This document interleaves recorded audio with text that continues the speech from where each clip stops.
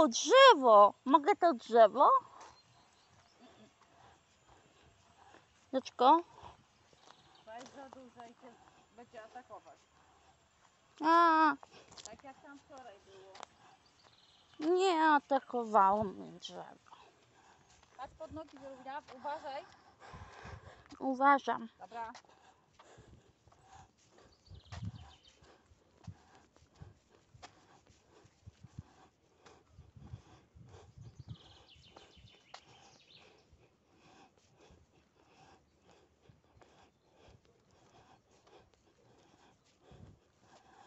Tu jest więcej przyrody niż u nas w Aleksandrowie.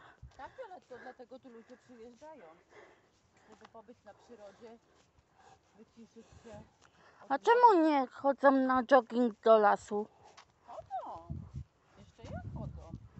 Ale tutaj przyrody jest dużo więcej. Tu jest specjalnie ona chroniona, żeby jej było dużo.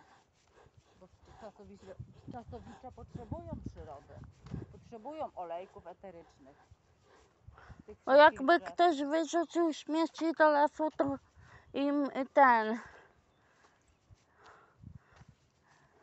leśniczy mandat wlepił. No Violetko, obowiązkowo. Ja bym sama wlepiła. A jakby ktoś zrąbał to drzewo, Bez pozwolenia nie wolno. Też by dostali wielki mandat. Drzewa można tylko wycinać za pozwoleniem. I o to dba właśnie leśniczy. Żeby sprawdzać, czy drzewa są zdrowe, czy się nie przewrócą, czy nie mają próchnicy, albo jakiegoś tam innego niepożądanego czynnika. O, zobacz, na przykład to drzewo, ono już nie żyje, uschło, ale nie jest wycinane, bo czasami, Wiolunia, zejdź ze ścieżki rowerowej, skarbie, zejdź ze ścieżki, bo czasami leśnicy, na całe szczęście, zostawiają takie umarłe drzewa, zobacz, Violetka, gołąbek, żeby stworzyć odpowiedni ekosystem dla rozwoju pożytecznych bakterii glebowych i różnych innych drobnych żyjątek, robaszków, które są w lesie potrzebne. Pozostawienie starych drzew jest bardzo, bardzo korzystne. Do tej pory jakoś ludzie tego nie zauważali.